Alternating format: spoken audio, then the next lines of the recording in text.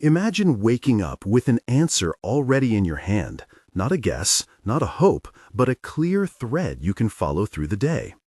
Edgar Cayce, in thousands of documented readings preserved by the ARE, described how the sleeping soul travels beyond the body, tethered by a silver cord, and returns each morning carrying impressions, instructions, and healing opportunities.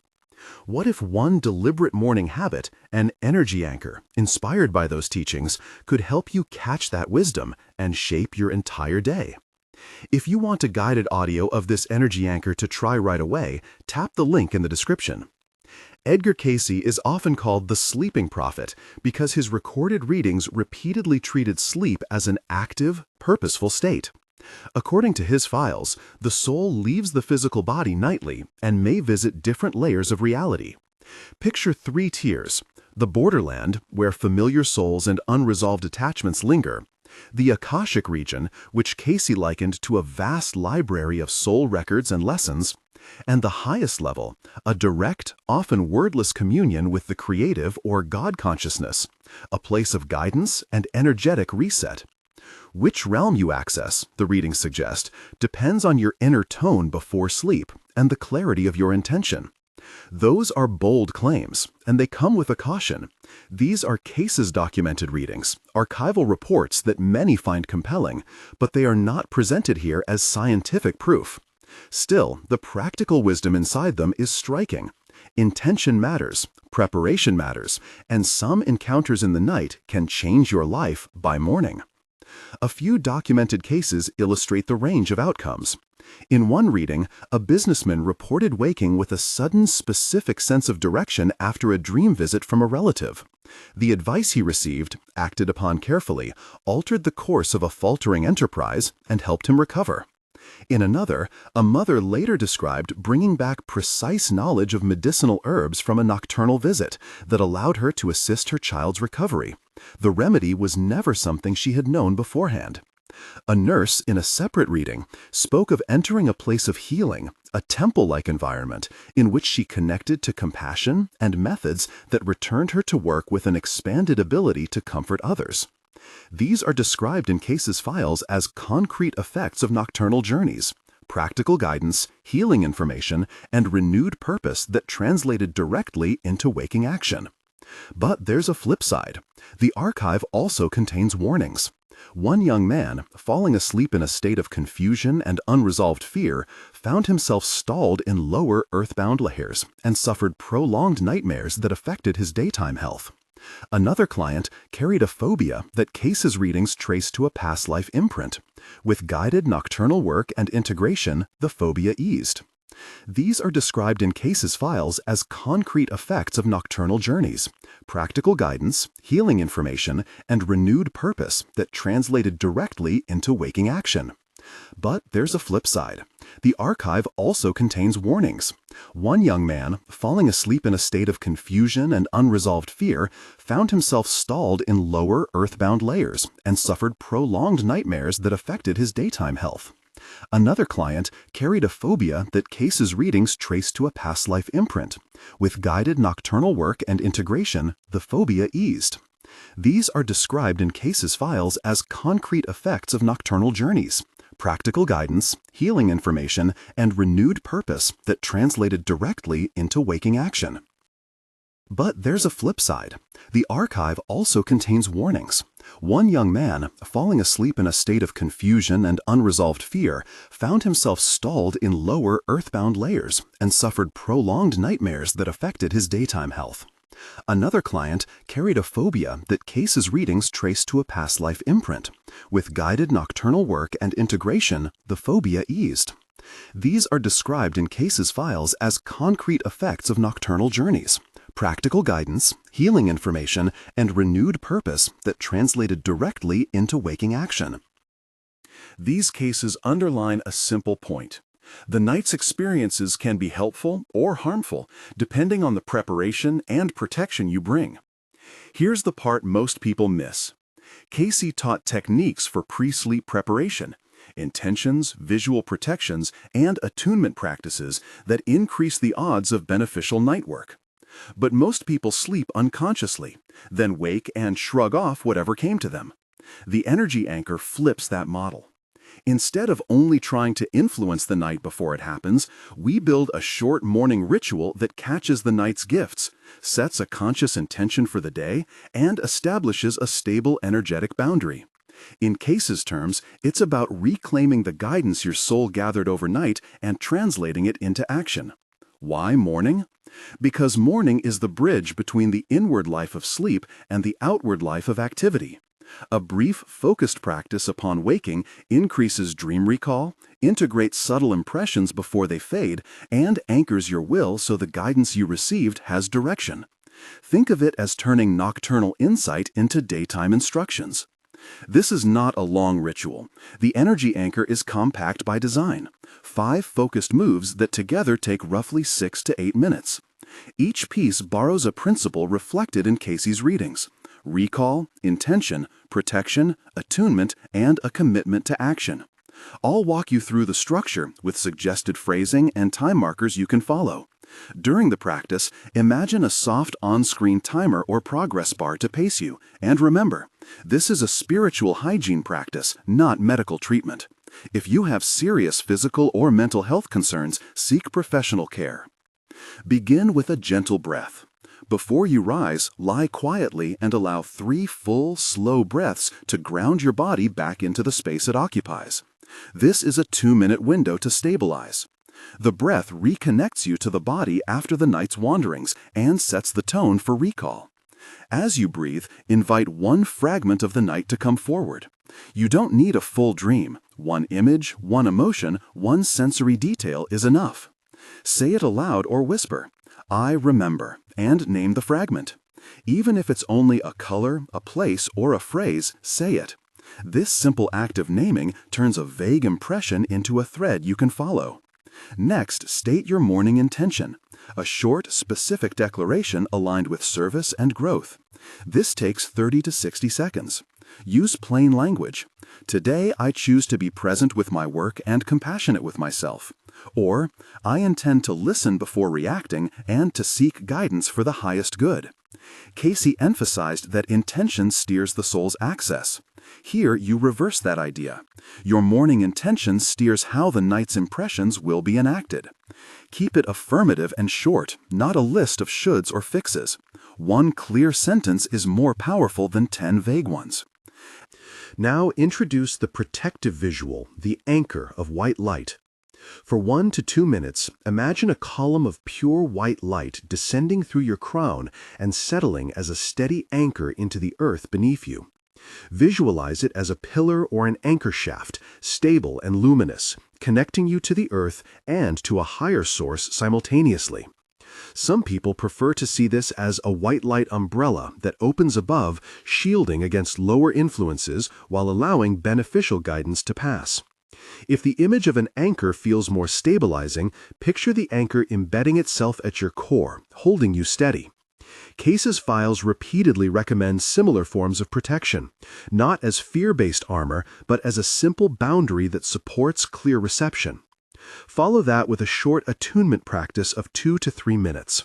With your eyes closed or softened, shift attention to a single spiritual ideal: compassion, clarity, service, truth, and let your mind rest on it. Inviting guidance for the highest good is key. Cayce often framed encounters as being guided by higher self or guardian presences. Silently ask, what one thing today will express this ideal through me? Wait for an impression. It may be a word, a sense, or a gentle nudge toward an action. Trust the subtlety. If nothing dramatic arrives, press no harder. Even a quiet leaning toward an idea is sufficient. Close with a micro-action commitment that names one outward thing you will do within the day to honor the guidance and intention. Keep it tiny and specific, a single sentence that you could complete before lunch. Examples: I will call the client with the update. I will pause for 5 minutes when I feel stressed. I will read one page that relates to my work. State this aloud. The commitment links the inward impression to an outward behavior. It is the anchor's hook into daily life. Throughout the practice, maintain a posture of gentleness and curiosity. You are not summoning visions or promising miracles. You are setting a field where nocturnal wisdom can be recognized and acted upon. And because risk exists in impression work, include a closing protective phrase.